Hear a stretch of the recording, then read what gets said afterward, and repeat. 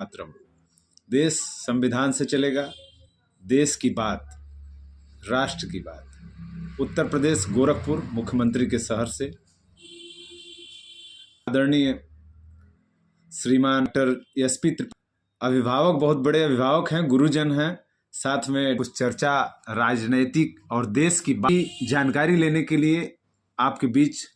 आप कांग्रेस का national Herald, जिसके बारे में मुकदमे करके रखी हुई है और उसको बोल रहे कि सरकारी प्रॉपर्टी है, इसका इन्वॉल्वेशन सरकारी है। नेशनल हेराल्ड की स्थापना जवाहरलाल नेहरू ने, जो स्वतंत्रता संग्राम की लड़ाई चल रही थी, मेन मीडिया जो है उसका कवरेज नहीं करता था।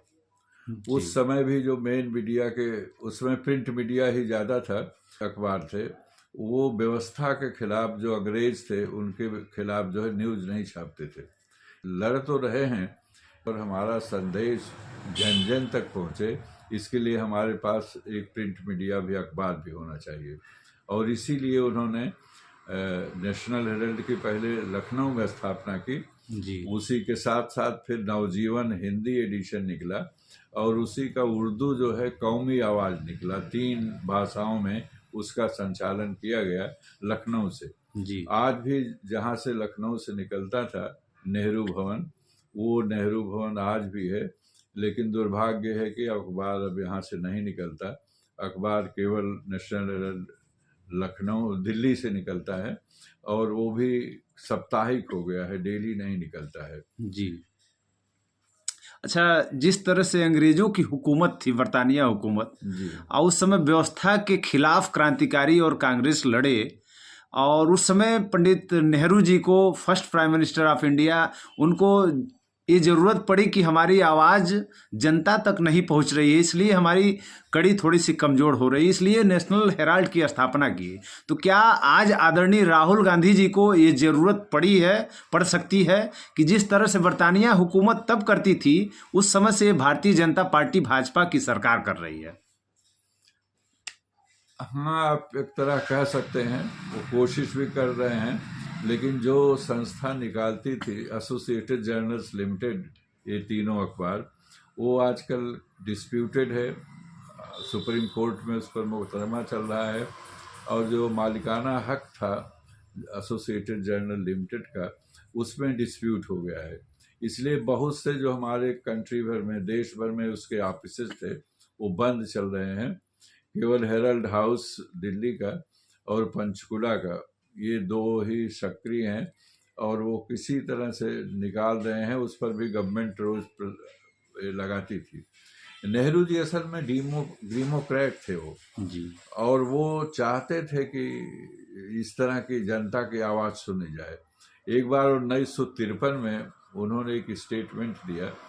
उन्होंने कहा कि जब हमारे खिलाफ कोई चीज़ अखबार में निकलती है तो मैं सोचता हूँ कि लगता है कि हमने गलती कर दी है, और जब नेशनल हेराल्ड भी वो लिख लेता था तो मैं सोच लेता हूँ कि अब ज़रूर हो गई, अब अपने को सुधार लें। तो वो प्रिंट मीडिया के क्रिटिसिज्म को पॉजिटिवली लेते थे जी। आज अगर कोई व्यवस्था के खिलाफ लिख दे तो सरकार उसको नेगेटिव लेती है, वो कहती है बायस्ड है, मीडिया बायस्ड है, हमारे खिलाफ बोल रही है। जी। तो नेहरू जी कभी मीडिया को बायस्ड नहीं कहते थे। वो कहते थे कि कहीं गलती हुई है और उस मिस्टेक को हम सुधार लें। तो ये उनका नेचर था।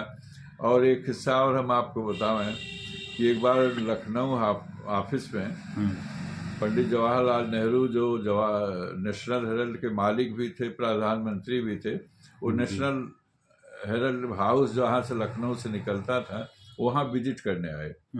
उस समय के जो संपादक थे चलपति राव जी, वो गेट पर नेहरू को रिसीव करने नहीं गए, अपने चैम्बर में ही बैठे रहे। नेहरू जी अकेले चल करके और लोगों के साथ गए एडिटर के चैम्बर में, उनसे मिले और उन्होंने शाबाशी दी चलपति राव को कि संपादक को ऐसे ही होना चाहिए जी।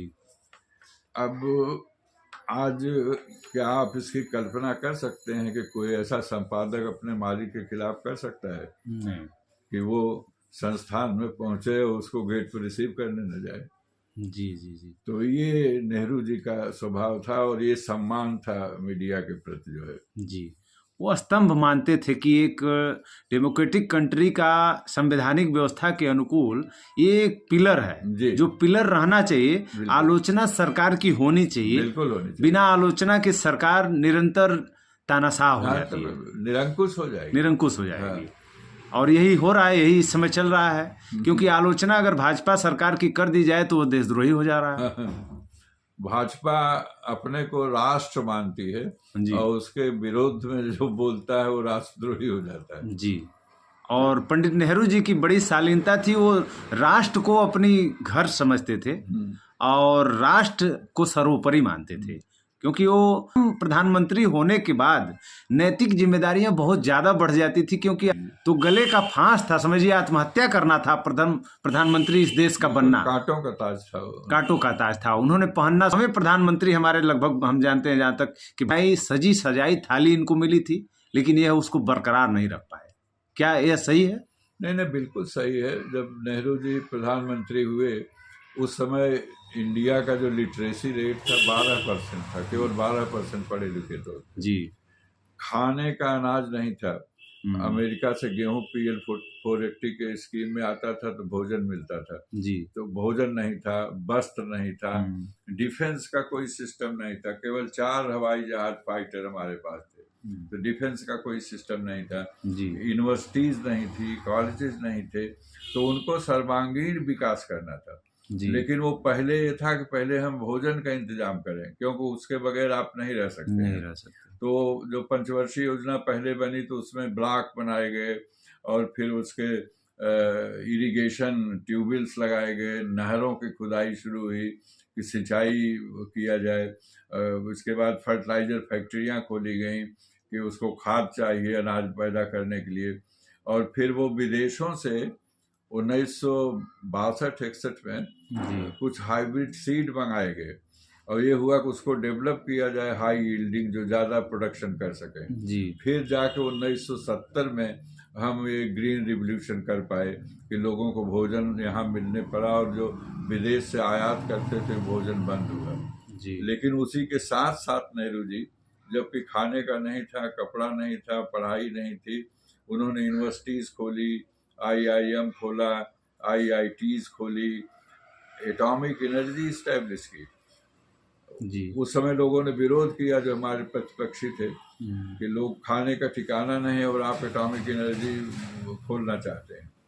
तो नेहरू जी ने कहा जब आपको खाने का पैसा हो जाएगा या खाने का अनाज हो जाएगा, तब तक उसके बाद अगर आप एटॉमिक एनर्जी स्टैब्लिश करेंगे तो आप बहुत पिछड़ जाएंगे विश्व की स्पर्धा में। तो उन्होंने कहा साथ साथ चलने दीजिए, ये भी चलने दीजिए और वो भी चलने दीजिए। और 1962 के चाइना की लड़ाई में डॉक्टर भाभा जो एटॉमिक एनर्जी के चेयरमैन थे, उन्होंने कहा कि आप कहें तो मैं 24 घंटे में एटम बम बना दूं। लेकिन नेहरू जी ने कहा कि नहीं, आप बना भी देंगे तो हम किसी के ऊपर डालेंगे नहीं, क्योंकि 1945 के बाद किसी कंट्री ने जिसके पास भी एटॉमिक बम है वो किसी दूसरी कंट्री पे छोड़ा नहीं है। तो एक तो ये है कि हमारी इकोनॉमी इतनी अच्छी नहीं है कि हम एटम बम बनावें। दूसरा है कि उसको बना के हम सिक्योरिटी अलग से रखें और किसी देश पर हम इसको छोड़ नहीं सकते, तमाम अंतर्राष्ट्रीय प्रतिबंध है। तो हमको केवल टेक्नोलॉजी चाहिए, टेक्नोलॉजी डेवलप करिए और हमको ये छोड़ना नहीं है, हमको बम नहीं बनाना है। और वो उसी का रिजल्ट था कि 1974 में उसका टेस्ट किया इंदिरा गांधी ने, जिसकी नींव की नेहरू जी ने रखा था एटॉमिक एनर्जी की। तो कोई विकास एक दिन में नहीं होता, विकास एक सतत प्रक्रिया है और वो चलती रहती है, निरंतर चलती रहती है, अगर सही दिशा में लोगों का विजन हो काम करने का। जी सही बात है। चलिए, बहुत अच्छा लगा आप लोगों से मिलकर बात करके। और आप डॉक्टर SP त्रिपाठी जी हैं, हमारे अभिभावक हैं, गुरुजन हैं, बहुत वरिष्ठ जन हैं। और आपने इंदिरा जी के समय से लेकर आज तक आपका जो अनुभव था बहुत अच्छा अनुभव था, और इंदिरा जी के साथ साथ कंधे से कंधा लगाकर चलने वाले आप रहे। और गोरखपुर का नाम आपने बहुत रोशन किया और गोरखपुर का नाम बहुत आगे है आज। आपका बहुत बहुत धन्यवाद सर। जय हिंद, वंदे मातरम। धन्यवाद आपको भी बहुत